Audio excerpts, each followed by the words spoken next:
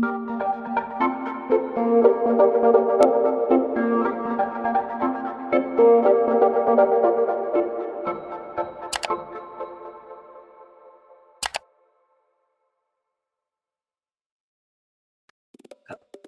hapon mga kapwa ko maghalaman. So, nandito tayo ngayon sa mini farm natin dito sa Chaong, Quezon para magbigay uli ng update. So, kukunin natin ngayon yung mga bunga ng ating mga tanim. So, unahin na natin itong ating sitaw. Sumabit na sa yo, makikita nyo. Medyo malayo nga lang yun, sitaw natin. Baba na rin. So, mamaya na lang natin kukunin pagka pauwi na tayo.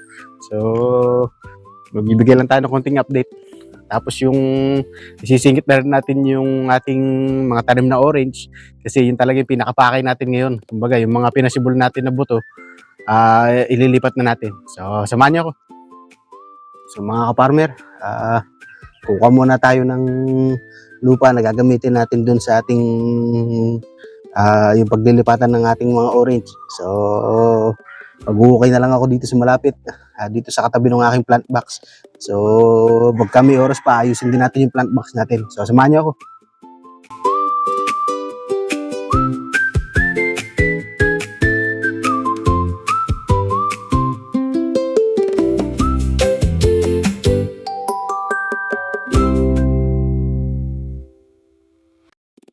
A few moments later.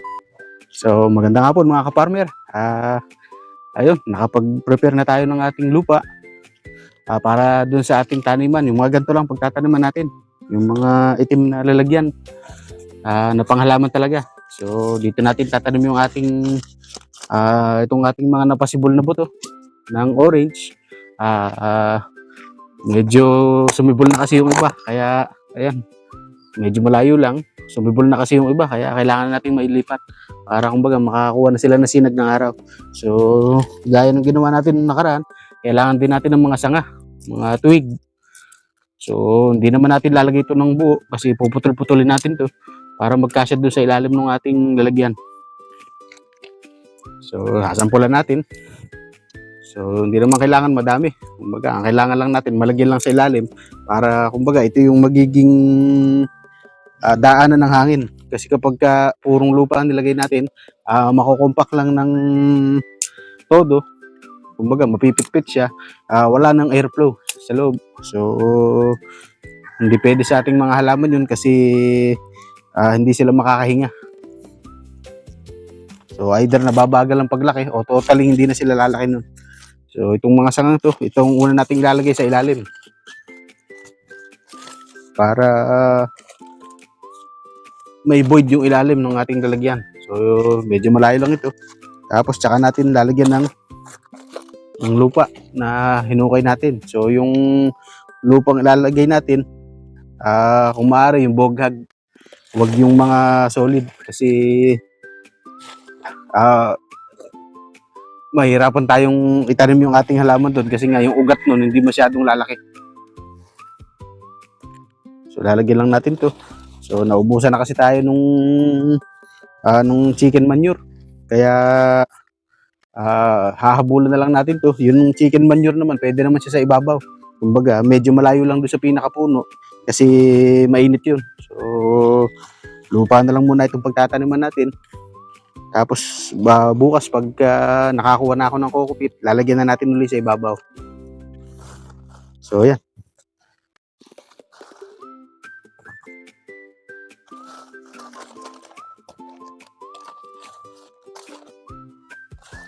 So yun, hindi ko na masyadong pinuno kasi papatungan ko pa ito ng coco peat. Yung coco peat kasi ang mahalaga dun sa ating tanim kasi nag-uulan. So para hindi nahuhukay yung lupa kapag umuulan. So yan, makikita nyo na nilagyan ko na ito pero may allowance ako na konti pa. Kumbaga tinupi ko lang yung pinaka-plastic para kumbaga masinaga ng araw yung ating tanim. So ito na yung ating tanim. So walang tayo. Sumibol na kasi, nabutas na yung tissue. So sana hindi masira.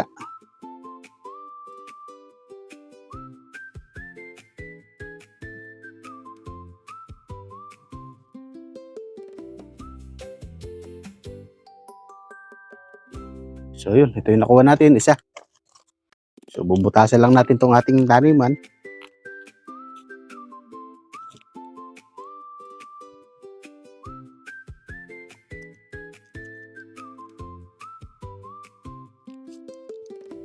So yun, okay na.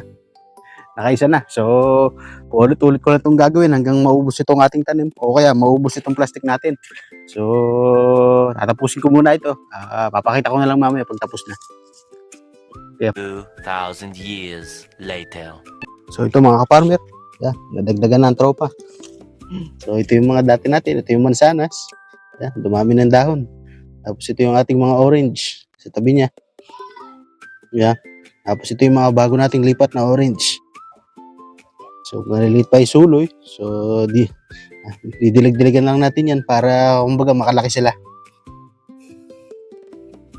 So ngayon mga ka-farmer, ititrim lang natin yung ating orange. Yung nilipat natin na cutting galing doon sa pinaugat ko na sanga, doon sa yung malaki nating puno. So kasi napapansin ko na parang hindi na uli nagsusuloy. So tingin ko kailangan nang itrim yung mga duluhan ng mga siguro tingin ko mga infected na sanga at mga dahon. So ayusin lang natin, titingnan natin kung mapapaganda natin. So kumusta mga ka-farmer? Ito yung orange natin na pinasibol galing doon sa sanga. So napupunan ko lang na parang wala na uling lumalabas ng mga suloy. So maliban dito sa isang ito bago-bago ito. So tingin ko kailangan nating bawasan ito ng mga sanga para kumbaga matrigger yung kanilang pagsuloy ulit. So titignan natin kung alin yung pwede. Hindi naman natin nilalahat kasi baka naman magtampo yung puno. So gagamit tayo ng ganito para madaling magputol. So tingin ko itong mga naninilaw na ang kailangan kong tanggalin.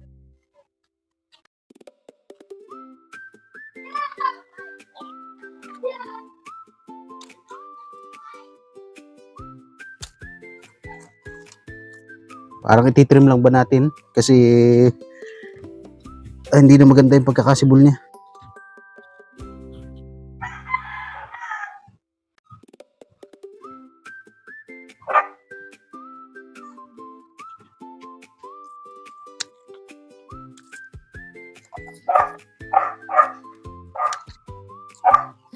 Hindi naman natin lalahatin kasi nga baka magtampo yung puno. Para lang ba luminis.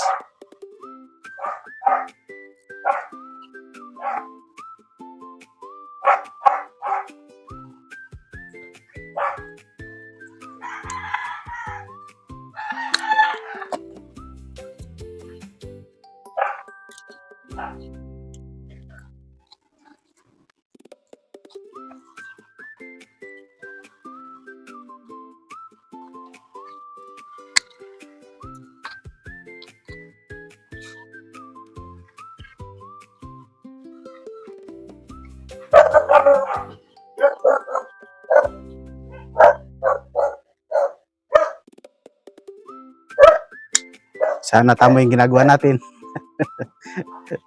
Sinusubukan lang natin pero tingin ko naman para sa ikabubuti dito ng puno.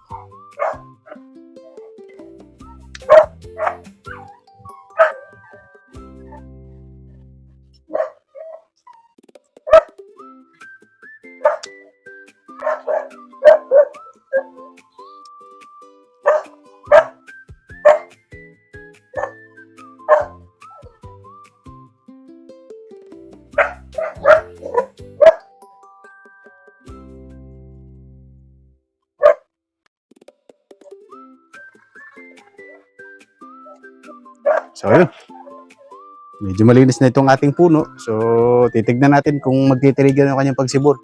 So titignan na lang natin sa susunod.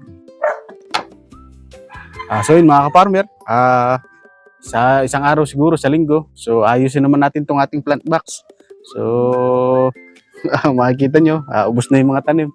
Ayusin ulit natin, lalagyan ulit natin ng mga pataba para kumbaga preparasyon na para sa susunod nating tatanim. So pinag-iisipan ko pa kung anong tatanim natin diyan, kung mustasa ba ulit o bok choy. Titignan lang natin kung anong pwede nating ipunla. So iniisip ko rin kasi na taniman ng mga repolyo. Kaya lang nangangamba ako na baka ma-insekto na naman.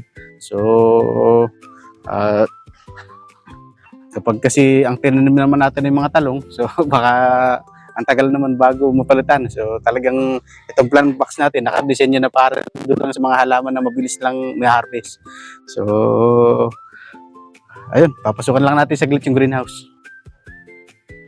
So yun mga ka-farmer, dito tayo sa loob ng aking greenhouse. Yan yung mga lettuce natin na naglegi na. So mangunguha tayo ngayon at magagawa tayo ng salad. So yung salad na pambenta natin, gaya ng ginawa ko noong nakaraan. So na-sold out naman yung ginawa ko. So ang bilis naman ng bentahan. So yun, nakabili na rin naman ako ng ingredients kanina, yung mga gagamitin nating sauce. Tapos yung pipino, nakakuha tayo dun sa farm natin sa Cabinti, Laguna. So kumpleto na yung ating pang salad. So yun, yung ating kamatis sa likod ko, yan yung hydroponics na kamatis. So hindi pa siya bumubunga. So titignan pa natin sa susunod pa kung sisibol yun. So yun lamang muna ngayon mga ka-farmer. Nakakuha naman tayo ng mga lettuce. Yan. Medyo madami itong na-harvest natin. So marami pa rin doon sa greenhouse. Isasalad natin para kumbaga gagawa rin tayo ng pambenta natin na salad. Yung simple salad lang. So sana hindi pa ito mapait. So ibababad ko lang muna sa malamig na tubig para kahit pa paano maibsan yung pait niya. So yun. Nagawa naman natin yung ating priority ngayon, which is yung paglilipat nga ng ating mga orange na pinasibol galing sa buto. So yun lamang muna. So maraming salamat sa inyong panonood. Naway pagpalain tayo lahat.